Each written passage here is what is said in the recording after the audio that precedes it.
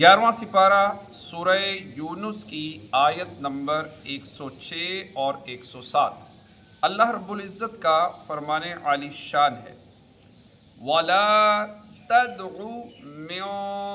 دُونِ اللَّهِ، اور اللہ کے سوا اس کی بندگی نہ کر، ما لا ينفعك ولا يضرك،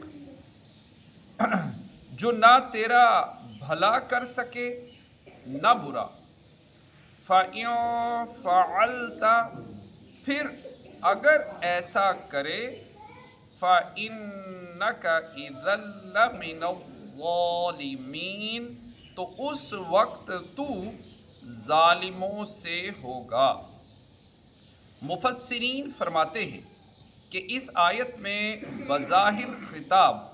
نبی کریم صلی اللہ تعالی علیہ وآلہ وسلم سے ہے، لیکن اس سے مراد آپ کا غیر ہے، کیونکہ آپ صلی اللہ تعالی علیہ وآلہ وسلم نے کبھی بھی اللہ تعالیٰ کے علاوہ اور کسی کی عبادت نہیں کی۔ تو اس آیت کا معنی یہ ہے کہ اے انسان، تو اللہ تعالیٰ کے علاوہ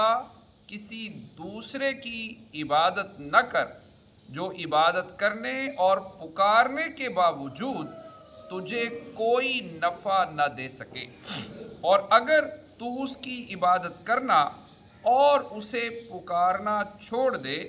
تو وہ تجھے کوئی نقصان نہ پہنچا سکے، اور اگر میرے منع کرنے کے باوجود تو نے ایسا کیا تو اس وقت تو اپنی جان پر ظلم کرنے والوں میں سے ہوگا۔ وَإِن يَمْسَسْكَ اللَّهُ بِالضُّرِّ، اور اگر تجھے اللہ کوئی تکلیف پہنچائے، فَلَا كَاشِفَ لَهُ إِلَّا هُوَ، تو اس کا کوئی ٹالنے والا نہیں اس کے سوا۔ وَإِن يُرِدْكَ بِخَيْرٍ، اور اگر تیرا بھلا چاہے، فَلَا رَادَّ لِفَضْلِهِ، تو اس کے فضل کا رد کرنے والا کوئی نہیں۔ یصیب بہ من یشاء من عبادہ، اسے پہنچاتا ہے اپنے بندوں میں جسے چاہے۔ وَهُوَ الْغَفُورُ الرَّحِيمُ، اور وہی بخشنے والا مہربان ہے۔ یہاں ایک سوال یہ پیدا ہوتا ہے کہ دنیا میں لوگ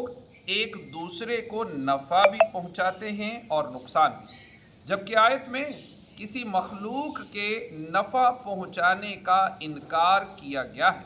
اس سوال کا جواب آیت کے الفاظ میں ہی موجود ہے کہ مخلوق کے نفع نقصان پہنچانے کا انکار نہیں کیا گیا، بلکہ یہ فرمایا گیا ہے کہ جب اللہ تعالیٰ کسی کو نفع پہنچانا چاہے تو کوئی اسے روک کر نقصان نہیں پہنچا سکتا، اور جب اللہ تعالیٰ کسی کے نقصان کا ارادہ فرمائے تو کوئی اس نقصان کو ٹال کر نفع نہیں پہنچا سکتا۔ آیت کا خلاصہ یہ ہے کہ اگر اللہ تعالیٰ تیرے ساتھ وسعت اور آسانی کا ارادہ فرمائے تو اس کے رزق کو روکنے والا کوئی نہیں، وہی نفع و نقصان میں ہر ایک کا مالک ہے، تمام کائنات اسی کی محتاج ہے، وہی ہر چیز پر قادر اور جود و کرم والا ہے۔ بندوں کو اس کی طرف رغبت اور اس کا خوف اور اسی پر بھروسہ اور اسی پر اعتماد چاہیے، اور نفع و ضرر جو کچھ بھی ہے وہی اسے اپنے بندوں میں سے جس کو چاہتا ہے پہنچاتا ہے، اور وہی اپنے بندوں کے گناہوں کو چھپانے والا اور ان پر مہربان ہے۔